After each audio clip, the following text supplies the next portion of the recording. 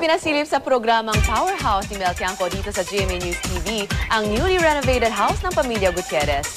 Kasabay nito, nagkwento ang ilaw na tahanan na si Annabel Rama tungkol sa kanyang pagiging asawa, ina, kaibigan at maging kaaway.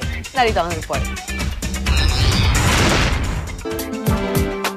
Ito ang bagong renovated na bahay ng mga Gutierrez sa isang eksklusibong subdivision sa Quezon City. Hi, Annabel! Hello, Mel. Nakarating din ako. Thank you so much.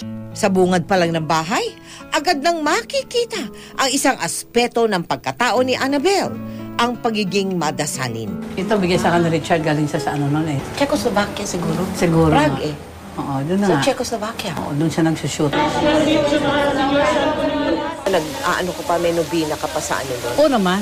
Sa Santo Niño. Santo Niño. De Cebu. Lahat ng mga sumasayaw doon sa Santo Niño, Oo. suki ko na nung araw pa yan. Pati kalaban mo, pinagdadasal mo. Oo.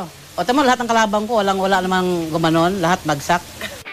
Mabuting kaibigan, masamang kaaway. Ganitong araw mailalarawan ang isang Annabel Rama. Walang inuurungan. Patakot ka, sinungaling ka, duwag. Kaya ako nung pagkamala na palaaway kasi pag ako kasi sumagot, matindi. Katulad nitong aming away ni Will Magalbante, nagbati na kami kagabi, no? Before talagang hindi siya sumasagot sa akin, kaya ako natutuwa naman sa kanya dahil ayaw lahat ng klaseng text, lahat ng klaseng painsulto sa kanya, ayaw talaga niyang sumagot sa akin. Ano yung pinakamatinding selos mo? Yung nakipagsabarutan ako doon sa Green Hills, ang kanyang nahuli ko yung best friend ko na kadate niya. Oo. Kinampas ko ng bag, lumaban, sabarutan na kami dalawa, gulong-gulong kami doon sa kalye. 9 months ako kay Rupa.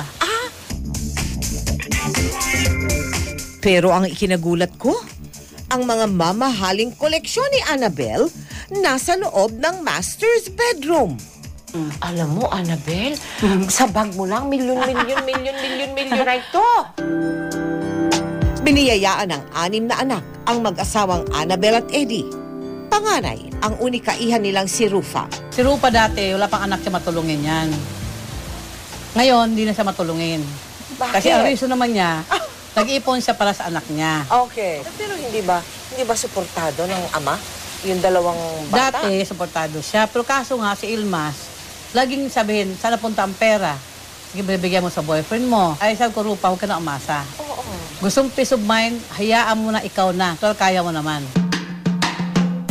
Gaano man ka-busy si Annabel sa kanyang trabaho, siya pa rin ang full-time na nagpapatakbo sa kanilang pamamahay. Pinakamahalagang papel na kanyang ginagampanan sa buhay ay ang pagiging isang may bahay.